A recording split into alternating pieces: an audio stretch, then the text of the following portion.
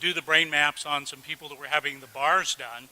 And it's like, okay, all I can tell you is when I saw the results, my jaw dropped. I was so astounded. And you got to remember, I've been doing this for 16 years. I have seen brains of every kind and all different kinds of conditions.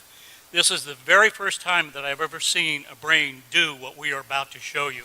I mean, I was blown away. It takes a lot to blow me away. This blew me away.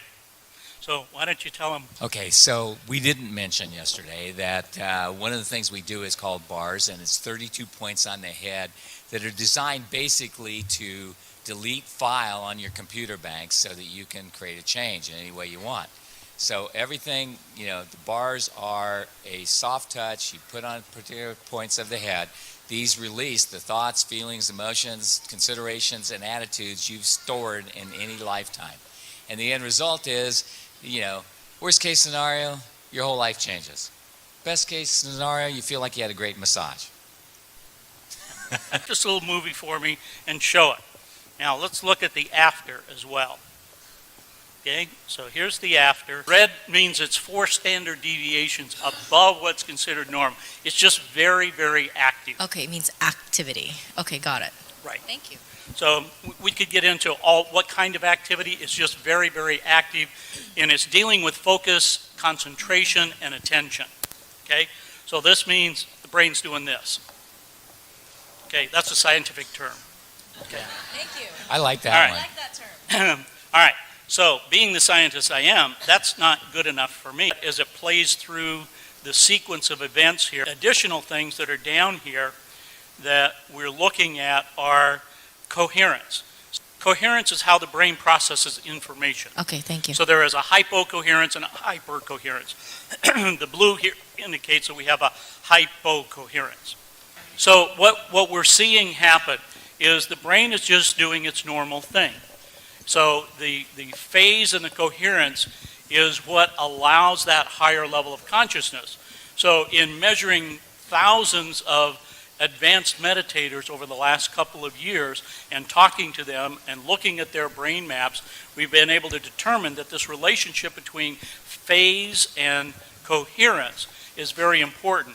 We've also done some things with heart math where we've had people wear this heart device for 24 hours, and we would map them during the brain when they were doing meditations. And they would be meditating for 2 hours at a time in a room like this. So we would have 450 people, and we're measuring some of these people and looking at the relationship. And when people had these profound experiences, when they were able to have kundalini energy, and we map these things, we have validation of them, that the phase and the coherence become very important, and we would see an alignment of the phase and the coherence in what I just showed you, and the heart coherence. So when there is complete heart coherence and brain coherence, then people start to have these magical experiences and start to have energy lining up. And this is about, so when you talk about aligning the energy in the chakras and coalescing that energy, this is what we've been looking at.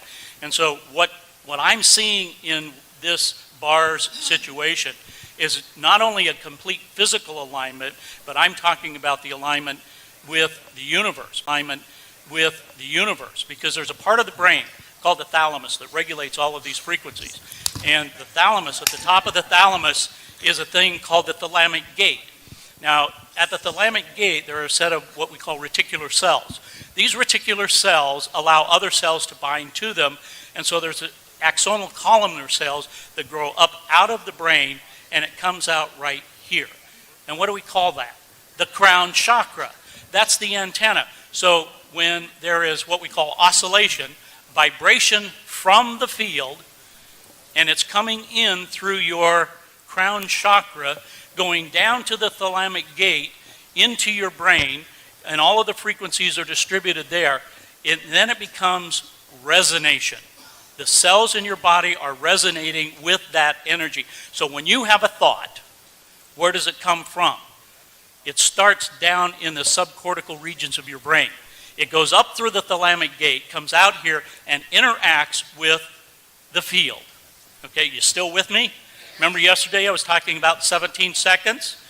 if you hold that energy and you're putting that energy out for 68 seconds, that is wave energy that's coming out, right?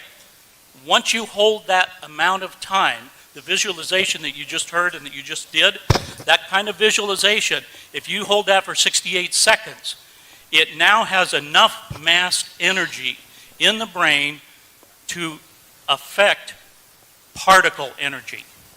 Okay? That's where the transition comes in. So the longer you hold these thoughts, the longer you work with them, whether it's visualization, mind movies, whatever your technique is, the power of that is absolutely astronomical. Now, to be able to coalesce that energy and to bring it together, and what I just showed you is absolutely possible. And I believe we only have, the one person that we processed so far. But as a scientist, I can tell you with what I've seen over the last 2 years and the thousands of people that I've worked with, this is absolutely amazing. And I'm sure that each and every one of you have the ability to harness this energy, to start working with that within yourselves, because it's not the magic of the science. The science just helps you let you know what is happening and how it's happening to you as an individual.